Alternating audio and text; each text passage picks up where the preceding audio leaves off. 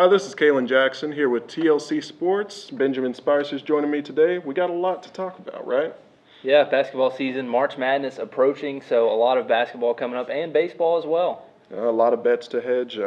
My money's always on the Cardinals, though. So just jumping in, let's go to men's basketball. So men's basketball recently lost a game. What does it mean for the team, for the future? What's going on? Well, a tough loss, of course, always tough to lose, but when you're in the ACC, there's no really bad losses. You know, every team in the ACC is great, especially playing on the road at North Carolina, so I don't think it's anything to hold their heads on, but rather something to learn from because North Carolina, a great team, went to the championship last year and has aspirations of making it this year as well, so definitely not a bad loss moving forward. Going against such a tough team, especially, it's not a bad loss. What about women's basketball? I know Maisha Hines-Allen, you said, just returned to the team.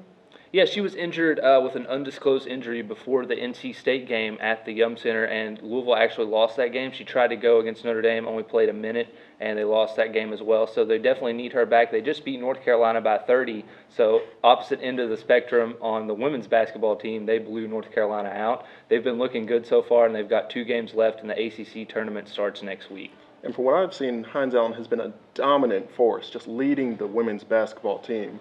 And it's between her and who was the other player? Asia Durr's having a really good season. She's had several games where she scored more than 30, and she's shooting lights out from 3. So it'll be interesting to see how good she is in the tournament and moving forward. So both men's and women's basketball is just kind of really dominant forces leading the university. Men's basketball just had their home opener, or men's baseball had their home opener yesterday. How'd that go? Well, they played Eastern Kentucky, and early on, Louisville had a 4-0 lead after a Brennan McKay grand slam. I'll get to him here in a second because he's had a great season so far.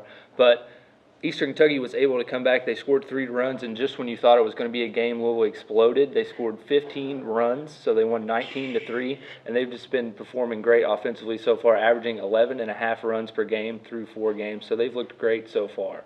Jeez, that kind of offense, and it looked like Fielding, I went to the game, it looked like Fielding was a bit lagging in some points, but when that offense exploded, it really came through. Yeah, and after that, you saw that cohesion come in. Definitely not yet in midseason form with the Fielding, but Brendan McKay is in midseason form. He's hit 500 so far. He's only had 12 at-bats. He's walked in 5 of those, and he's hit 3 home runs. So technically, in 7 at-bats, he's hit 3 home runs and driven in 9 runs. So that's just ridiculous how well he's played so far through 4 games. Jeez.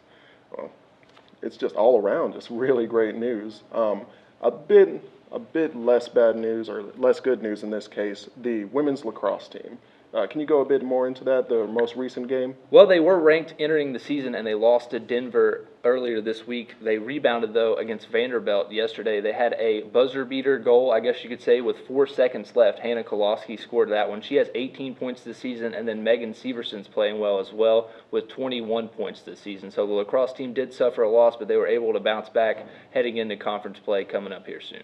So it sounds like good different advances for the women's lacrosse and good advances all around for different University of Louisville sports. Well, thank you all for joining us. This has been Kyeland Jackson with the Louisville Cardinal Sports. And I'm Ben Spicer. We'll see you next time.